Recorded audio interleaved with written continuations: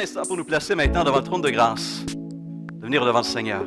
Père très saint, merci. Merci d'agir. Merci de sauver encore. Merci encore pour ces promesses que nous lisons dans ta parole, promesses que tu as réalisées il y a des millénaires, d'autres promesses qui sont réalisées de manière remarquable il y a 2000 ans par la venue de notre Seigneur et Sauveur. Et nous regardons encore à ces promesses à venir, à être réalisées. Et c'est pourquoi nous sommes remplis d'assurance et de joie. Parce que grâce à toi, le meilleur est à venir. Nous voulons prendre ce moment maintenant, ce matin, Père, pour sonder ces Écritures à travers lesquelles tu t'es révélé à nous. Et tu as révélé aussi une partie de ton plan pour l'humanité, pour le cosmos entier.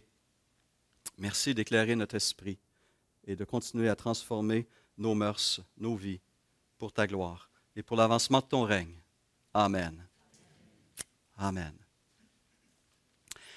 Si un sujet qui se trouve régulièrement sous les projecteurs de l'actualité, vous serez peut-être d'accord avec moi, c'est la fin du monde.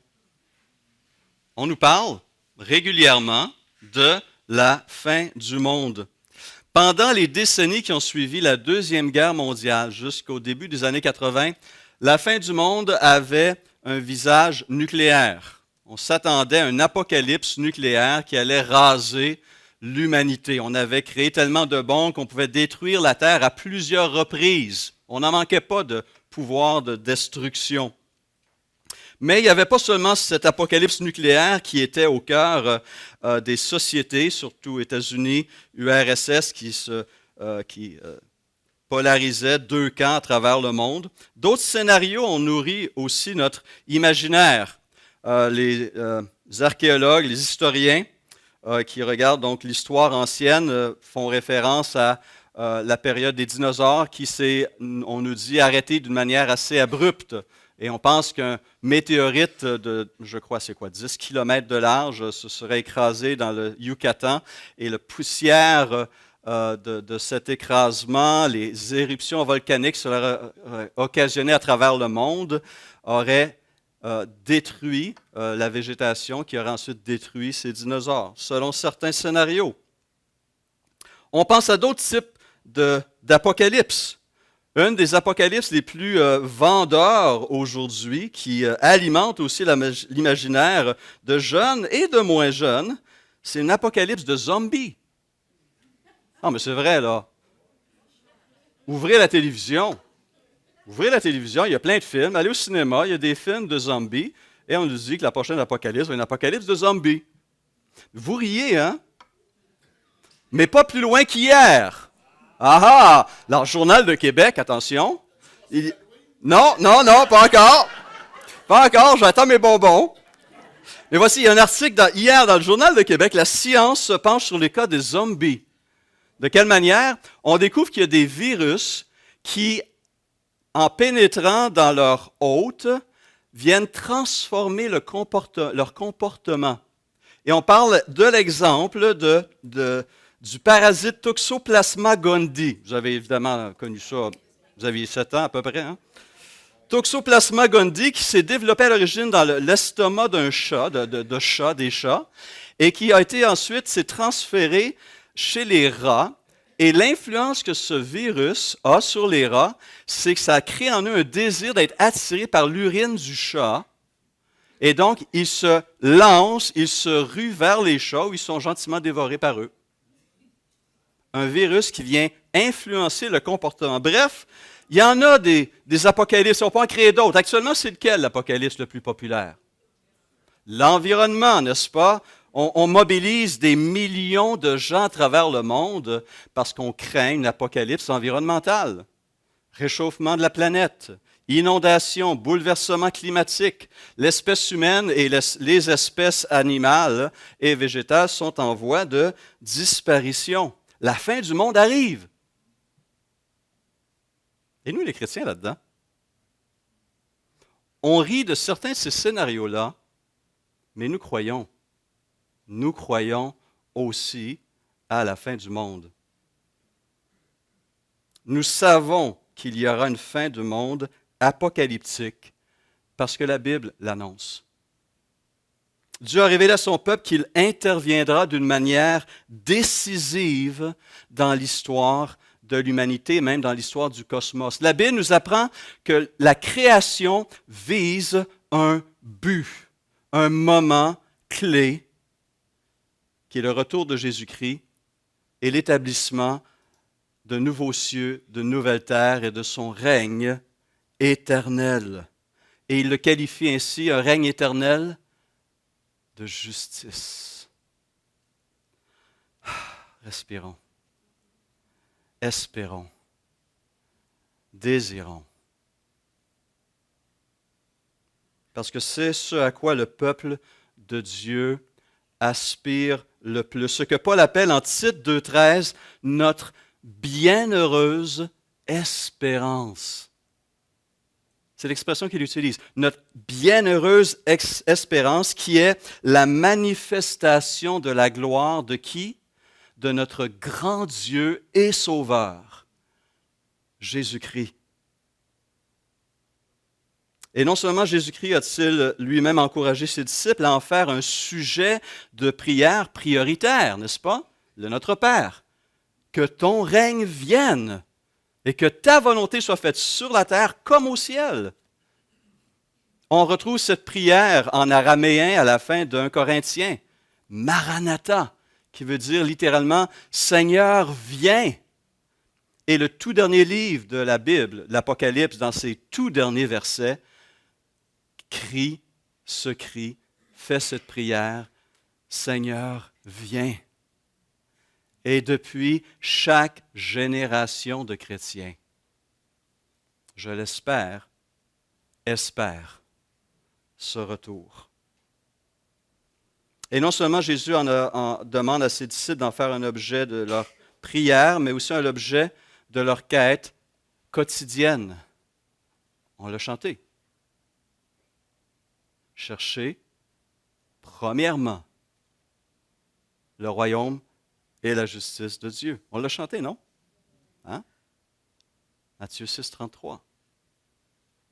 Est-ce notre quête quotidienne?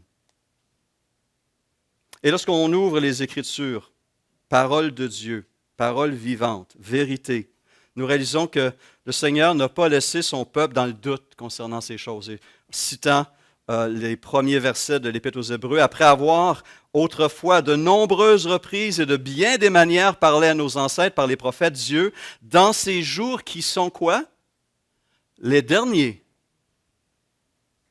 nous a parlé par le Fils. Et une bonne partie de ce message évangélique tourne autour du royaume de Dieu et du retour personnel, corporel, glorieux de Jésus-Christ.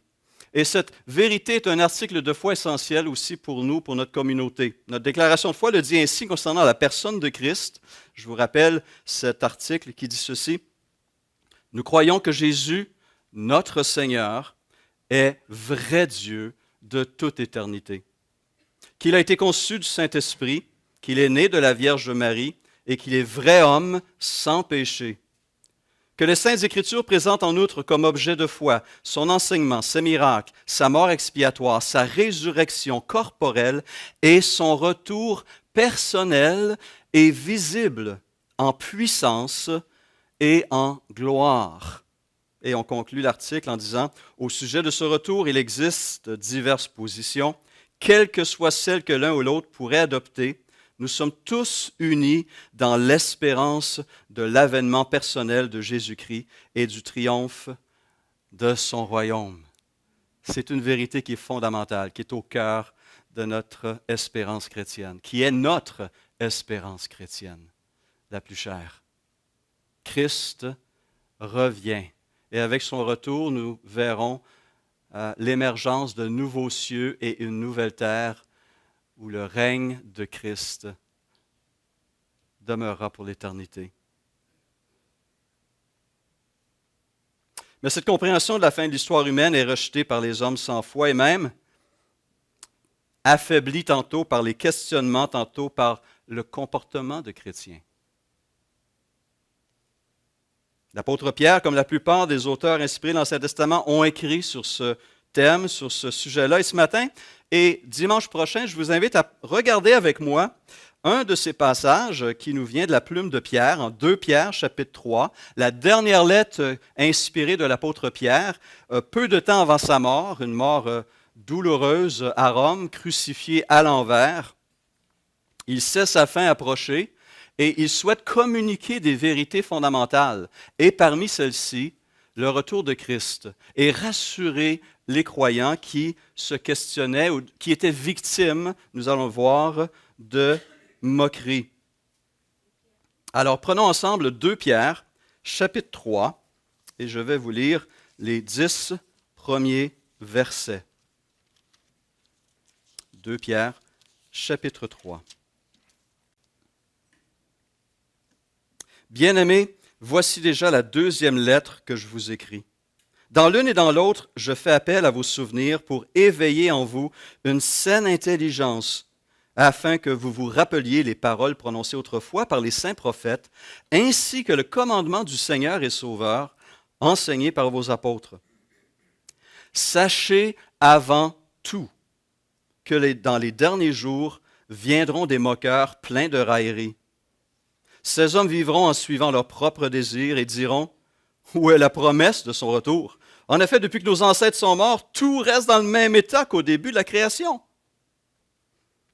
De fait, ils veulent ignorer que des cieux ont existé autrefois par la parole de Dieu, ainsi qu'une terre tirée des eaux et au milieu d'elle.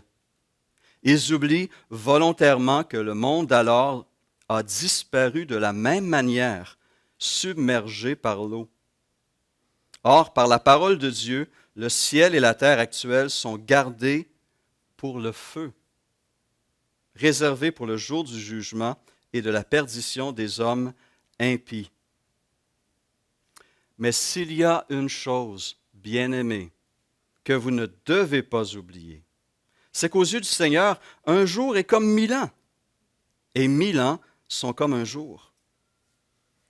Le Seigneur ne tarde pas dans l'accomplissement de la promesse, comme quelques-uns le croient, mais il use de patience envers nous, ne voulant pas qu'aucun périsse, mais que tous parviennent à la repentance.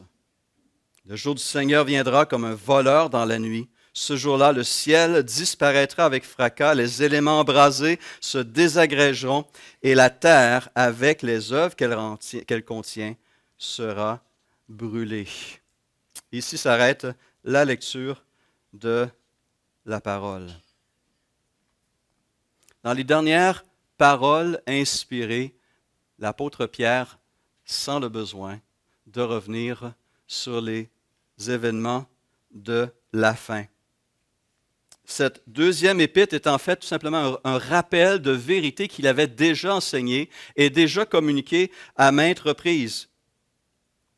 Et il précise dans cette lettre-là, dans les tout premiers versets, que cet enseignement avait d'abord été transmis par les prophètes d'Israël, par les prophètes de l'Ancienne Alliance, puis repris par Jésus et finalement enseigné par les apôtres. Et on trouve à travers cela un fil ininterrompu de ce récit de l'histoire, de ces prédictions de l'Ancien Testament, les enseignements de Jésus et la prédication des apôtres.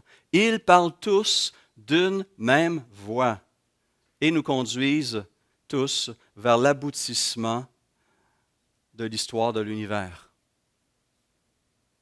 où la Seigneurie de Christ sera pleinement reconnue et son règne sera instauré une fois pour toutes.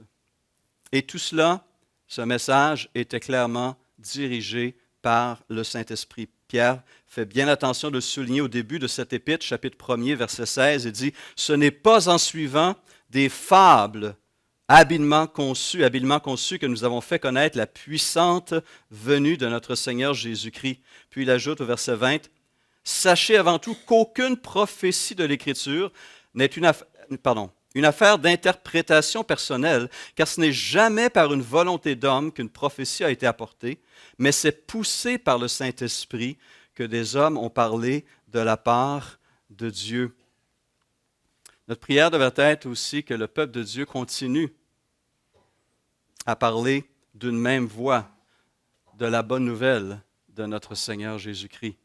Et non pas avoir des voix discordantes, mais une voix claire, une même voix sous la direction spirituelle de l'Esprit. Mais, tout le temps un mais à quelque part, hein? Chose peu surprenante, ce message n'est pas bien accueilli, bien plus que cela, il devient l'objet de moquerie. Verset 3. Sachez avant tout que dans les derniers jours viendront des moqueurs. Alors, l'expression dernier jour ici est une expression très intéressante pour nous. Elle ne fait pas référence aux dernières années ou même dernières décennies précédant le retour de Jésus. Mais elle fait référence à la période dans laquelle nous nous trouvons depuis l'ascension de Jésus et dans laquelle nous allons demeurer jusqu'au retour de Jésus-Christ. Donc, la période de l'Église. Nous sommes depuis 2000 ans dans les derniers jours. La Bible sommaire précise qu'il s'agit d'une expression qui couvre l'ensemble de la période finale de l'histoire inaugurée par la venue de Jésus-Christ. Et Pierre, dans son premier sermon chrétien, au jour de la naissance de l'Église, va souligner cette vérité. En Acte 2, verset 16, il dit « Maintenant se réalise ce qu'a dit le prophète Joël dans les derniers jours. Dit Dieu, je déverserai mon esprit sur tout être humain. Vos fils et vos filles prophétiseront, vos jeunes gens auront des visions et vos vieillards auront des rêves. Maintenant, dit Pierre, le jour de la Pentecôte, maintenant se réalise ce que le prophète Joël a dit dans les derniers jours. Paul soulignera la même vérité en 1 Corinthiens 10, 11. Il dit, tous ces faits, en parlant de l'histoire d'Israël, tous ces faits leur sont arrivés pour servir d'exemple. Ils ont été écrits pour notre instruction, à nous qui sommes parvenus à la fin des temps. J'ai lu Hébreux 1, 1 et 2, qui dit que nous sommes dans ces jours qui sont les derniers. Jean, dans sa première épître, reprend le même langage. Il dit, petits enfants, c'est la dernière heure. Vous avez appris que l'Antéchrist vient. Or, déjà maintenant, il y a plusieurs antichrists. Par là, nous reconnaissons que c'est la dernière heure. Et une des caractéristiques de cette époque, selon Pierre et selon d'autres, est la présence de moqueurs qui vont chercher à démolir, à défaire le message évangélique. Alors Pierre, comme Paul, comme Jude et bien d'autres, mettent en garde les croyants contre ces prétendus enseignants qui viennent et qui cherchent finalement à miner la foi des croyants, à les détourner de la saine doctrine pour les égarer avec eux. Chapitre 2 de cette deuxième épître, il dit « Il y a eu parmi le peuple de prétendus prophètes, de même il y aura parmi vous de prétendus enseignants. Ils introduiront sournoisement des doctrines qui conduisent à la perdition, allant jusqu'à renier le Maître qui les a rachetés, et ils attireront ainsi sur eux une ruine soudaine. » Et c'est les quelques mots qui suivent qui me troublent profondément. Beaucoup les suivront dans leur immoralité, et la voix de la vérité sera calomniée à cause d'eux. Il y a un danger réel. Il y a une menace réelle à laquelle chaque génération de chrétiens sera confrontée. Celle de prétendus enseignants qui vont venir et qui, par un langage qui semble très positif, très encourageant, très même biblique, va venir saper finalement le message évangélique et attirer les gens loin du Christ, Seigneur et Sauveur. Beaucoup les suivront. Pierre, ensuite, nous aide à comprendre sur quoi s'appuient ces moqueurs pour agir de la sorte. Et ces moqueurs soulignent deux choses. Le passage du temps et l'absence visible du retour de Jésus-Christ. Et en fait, lorsqu'on y pense, cela va les réconforter. Comprenez bien. Ça va leur permettre de vivre selon leur penchant. Verset 3 déclare, « Ces hommes vivront en suivant leurs propres désirs. » Alors, eux autres sont bien contents de sembler voir des preuves que Dieu n'est pas fidèle à sa parole, et que le Seigneur ne revient pas pour instaurer son règne de justice et de punir les impies. Et ils vont aller chercher tous les éléments.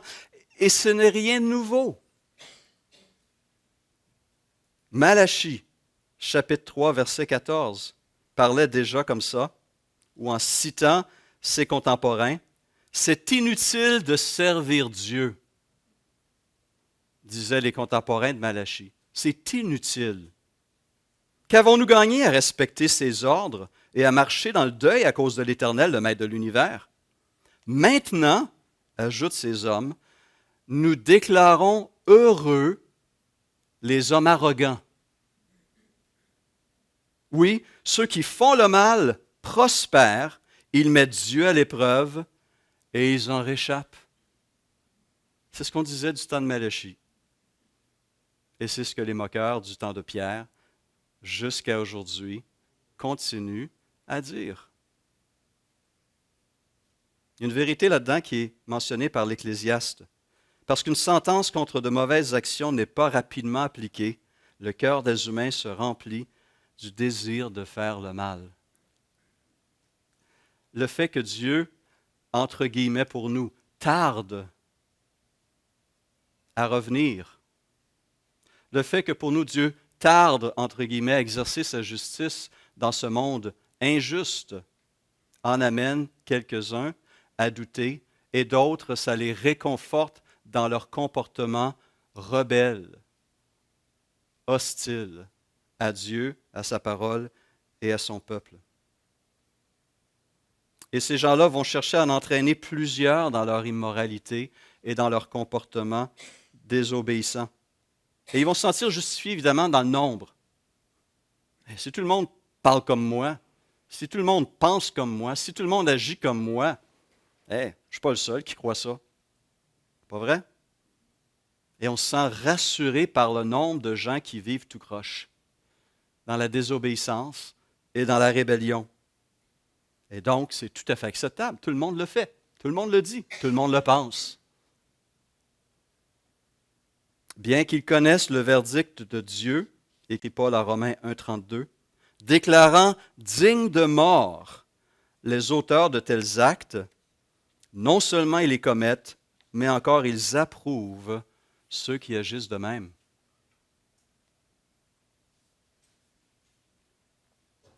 Conséquence, même dans une société que nous disons extrêmement individualiste, nous ne pouvons pas ignorer le fait que notre comportement individuel influence toujours les autres. On se regarde et on se dit, si lui le fait, pourquoi pas moi? Hein? Si lui se comporte de cette manière-là, puis tout semble bien aller, ça a l'air le fun, ça. Et on se laisse entraîner à notre tour. Paul dira aux Corinthiens, à l'église de Corinthe, va les reprendre en fait assez sévèrement parce qu'ils toléraient en leur sein un chrétien, un membre de l'église qui maintenait une relation incestueuse.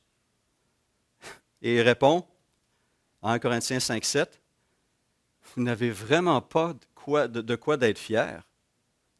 Ne savez-vous pas qu'un peu de levain fait lever toute la pâte?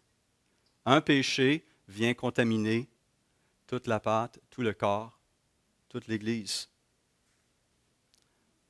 Vos paroles, votre comportement, vos attitudes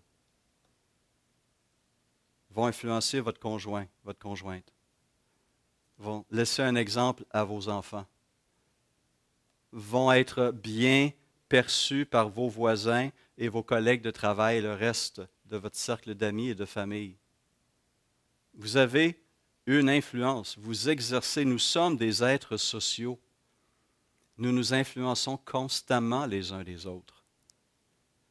Quelle influence avons-nous sur nos proches et les gens que nous côtoyons chaque jour? Donc, en revenant aux arguments que ces moqueurs utilisent pour justifier leur rejet du retour de Christ, on mentionne le temps qui s'est écoulé depuis le départ de Christ et l'immuabilité du monde. Le monde n'a pas changé. Depuis la création, disent-ils, où est la promesse de son retour? En effet, depuis que nos ancêtres sont morts, tout reste dans le même état qu'au début de la création. Verset 4. Ils sont en train d'affirmer que la promesse de Dieu n'est pas fiable. Et que depuis la création du monde, rien n'a changé. Mais l'argument du temps n'est pas un argument qui se retrouve seulement chez les moqueurs. Si on est honnête, nous aussi, on se questionne parfois, hein?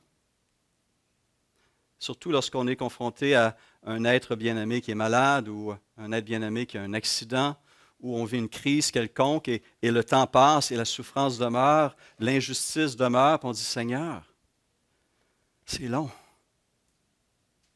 C'est long. Seigneur, s'il te plaît, interviens. » Eh bien, les chrétiens aussi questionnent Dieu sur ce point. Ce qui est remarquable, ce n'est pas seulement les vivants qui questionnent Dieu, c'est même les morts qui questionnent Dieu sur son retard. Un texte qui me fascine à chaque fois que je le lis, c'est Apocalypse, chapitre 6, verset 9. Nous avons dans ces chapitres 5 et 6 les sceaux qui sont ouverts au ciel par Jésus. Et en Apocalypse 6, 9, on dit « Quand Jésus ouvrit le 5e sceau, Jean témoigne de ceci, « Je vis sous l'autel l'âme de ceux qui avaient été mis à mort à cause de la parole de Dieu et à cause du témoignage qu'ils avaient rendu. » Et verset 10 précise, « Ils crièrent d'une voix forte, « Jusqu'à quand? Jusqu'à quand, Maître saint et véritable, tarderas-tu à faire justice et à venger notre sang sur les habitants de la terre? » Même les morts en Christ. Renversant, hein? Questionne Dieu.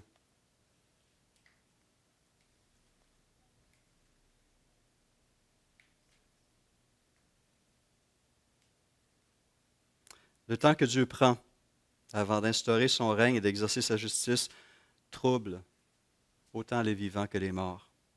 Et cela fait 2000 ans. C'est long, hein? C'est long. Est-ce que Christ a oublié sa promesse?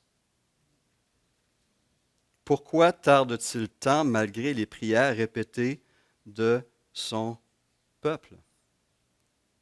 Pierre répond à ces questions dans ce texte, mais nous verrons en détail les réponses la semaine prochaine. Ah, j'aime ça. J'aime ça vous faire ça. Je suis désolé. C'est plus fort que moi. Alain, il faudrait que tu restes peut-être un petit peu plus longtemps. Hein? Vous avez bien sûr vu la visite de notre frère Alain Dumont. On se réjouit de sa présence parmi nous. Hein? Sur la vidéo, en ligne, c'est bien. Mais je veux conclure en soulignant un dernier point, qu'aujourd'hui, les moqueurs vont se servir d'un troisième argument, un argument que nous leur offrons sur un plateau d'argent. Avez-vous une idée de quoi je parle? Les nombreuses fausses prophéties qui sortent des milieux chrétiens et simili-chrétiens. Simili-jambon, bon bref. Parlant des simili, on peut identifier les témoins de Jéhovah là-dedans, dont les adhérents viennent régulièrement cogner à nos portes, n'est-ce pas, et qui tiennent toujours le même discours, la première question sur la fin des temps. C'est toujours la première question qu'ils vont aborder, la crise actuelle, le règne de Dieu, etc. Et ils sont des experts, en fait, dans les prédictions. Ce sont des faux prophètes professionnels. 1874, la venue de Jésus. Oups. 1914, la fin de la bataille d'Armageddon. On assiste au début de la Première Guerre mondiale. 1925, la résurrection des patriarches et le début du millénium. On attend toujours. 1975, le début du règne millénaire de Christ. Et les témoins de Jéhovah ne sont pas les seuls. On peut rire. Rions. Oui, il y a là-dedans qui est une des preuves du retour de Christ, mais on n'ira pas là, selon eux.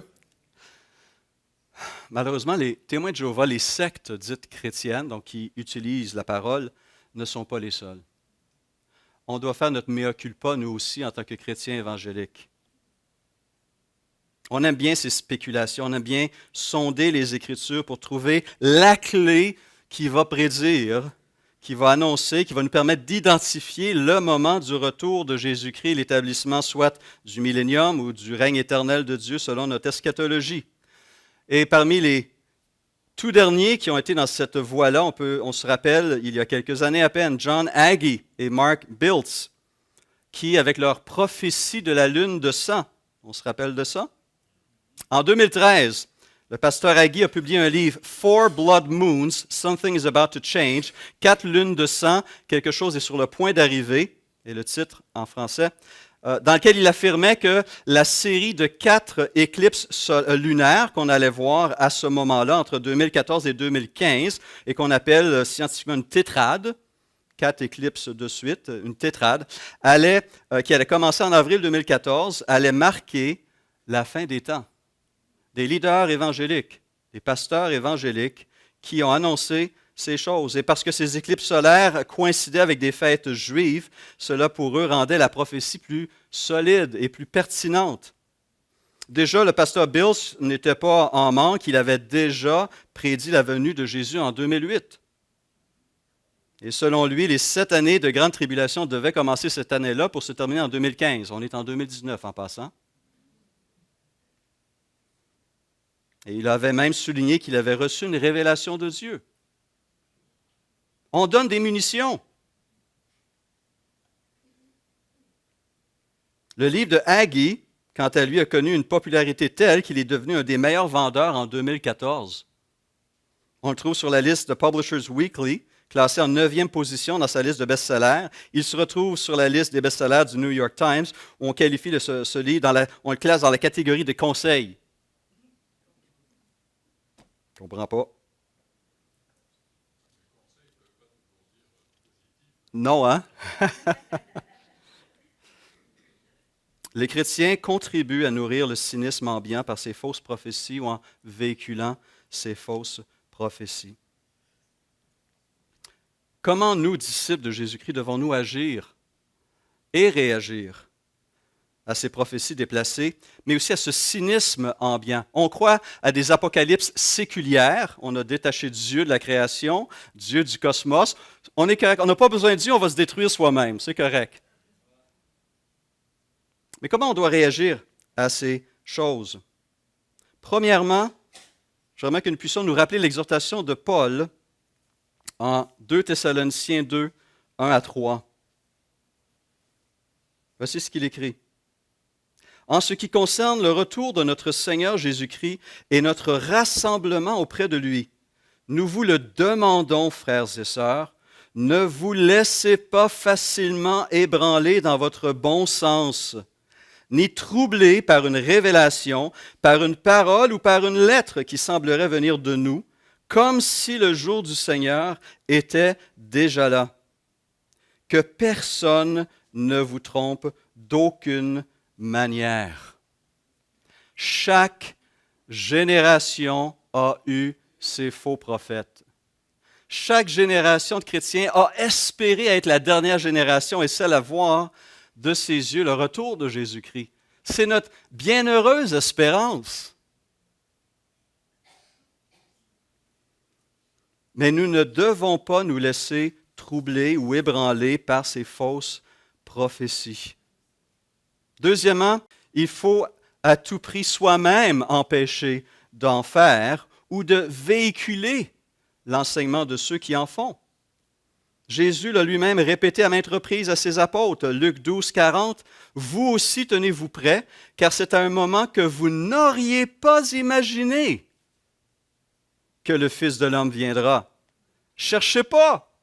Vous ne pouvez pas le savoir. Et encore, malgré cela, en acte 1, Christ ressuscité sur le point de quitter pour le ciel, les apôtres, Seigneur, attends, à quel moment tu reviens encore? Ils ne veulent pas lâcher le morceau, hein?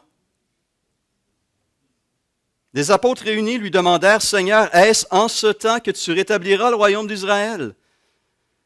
Il lui répondit, ce n'est pas à vous de connaître les temps ou les moments que le Père a fixés de sa propre autorité. Alors, les apôtres ont suivi cette parole, mais toutes les autres générations de chrétiens ont oublié complètement cet enseignement-là. Mais finalement, une troisième chose qu'il faut garder en tête, qui est importante, il faut éviter soi-même de verser dans le scepticisme et de vivre comme si. De vivre comme si Christ n'allait pas revenir, comme si son règne n'était pas une réalité, comme si un jour nous n'allions pas nous tenir devant lui pour rendre compte de toute parole dite, de tout acte commis, de toute pensée pensée.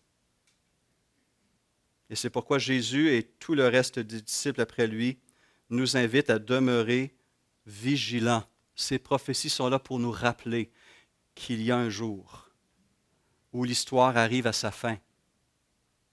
On change de volume, on commence un nouveau, neuf, pur, parfait et saint. On a une influence, selon Pierre, sur l'échéancier, croyez-le ou non. Et on verra comment la semaine prochaine. Nous allons voir à ce moment-là quelle est la réponse de Pierre aux arguments des moqueurs et comment les disciples de Jésus-Christ doivent vivre à la lumière de ce retour annoncé. Prions. Seigneur Jésus, nous te remercions pour cette parole qui nous met l'eau à la bouche et nous rappelle que nous vivons dans une époque qui est parfois troublante, mais qui n'est pas hors de ton contrôle parce que tu vas utiliser tous ces événements passés, présents et à venir pour conduire, Seigneur, l'histoire de l'humanité, l'histoire du cosmos à ton retour. À un moment où tous les royaumes de la terre seront à nouveau soumis à ton autorité. À ce moment où tout genou fléchira dans les cieux, sur la terre et sous la terre et que toute langue confessera parfaitement, clairement, sans doute, sans moquerie, sans raillerie, que Jésus-Christ est Seigneur, le Seigneur absolu, le Seigneur de l'univers. Mais je te remercie que j'ai devant moi une foule de gens qui reconnaissent déjà cette réalité. On l'a entendu à travers ces 4 personnes tantôt, mais plusieurs ont un témoignage où ils en sont venus à reconnaître que tu existes, à reconnaître que tu es Dieu, à reconnaître que tu es saint, juste, Seigneur et Sauveur.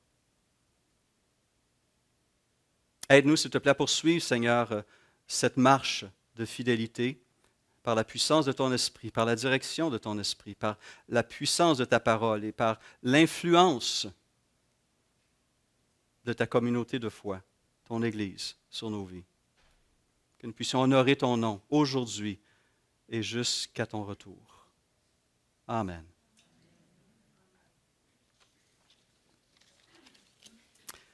Dans l'occasion de célébrer aussi ce repas, on s'est posé la question, comment devons-nous vivre aujourd'hui à la lumière de cette réalité? Eh bien, nous trouvons, à travers ce geste que nous commettons ensemble, une des façons de vivre à la lumière du retour de Jésus-Christ. Voici comment Jésus, dans ses derniers moments avec les apôtres, ont présenté la chose. En Luc 22, verset 14 et suivant. Quand l'heure fut venue, il se mit à table avec les 12 apôtres. Il leur dit, « J'ai vivement désiré manger cette Pâque avec vous avant de souffrir, car je vous le dis, je ne mangerai plus jusqu'à ce qu'elle soit accomplie dans le royaume de Dieu. » Puis il prit une coupe, remercia Dieu et dit, « Prenez cette coupe et partagez-la entre vous, car je vous le dis, désormais, je ne boirai plus du fruit de la vigne jusqu'à ce que le royaume de Dieu soit venu. Il annonçait déjà ce royaume. Ensuite, il prit du pain et après avoir remercié Dieu, il le rompit et le leur donna en disant, « Ceci est mon corps qui est donné pour vous. Faites ceci en souvenir de moi. » En obéissance à l'ordre du Seigneur, ce matin, nous célébrons le repas du Seigneur. Nous participons à cette coupe et à ce pain. Quelqu'un a dit ceci, que cette parole de Jésus est une déclaration non seulement une parole d'adieu, mais elle est en même temps une parole de victoire. Puisqu'avant de mourir, Jésus parle déjà de ce jour où il retrouvera la communion de table avec les siens dans le royaume de son Père. Déjà, il savait que la mort approchait, il voyait la croix, mais il avait à travers ce repas un visage qui était porté au-delà de la croix, au-delà de la résurrection, au-delà de l'ascension, à ce retour dans la gloire et dans le règne. Par cette table, Jésus nous fait déjà participer à ce royaume et à sa victoire. Nous nous associons à elle et nous annonçons à nouveau la mort du Seigneur à travers ce geste jusqu'à ce qu'il vienne.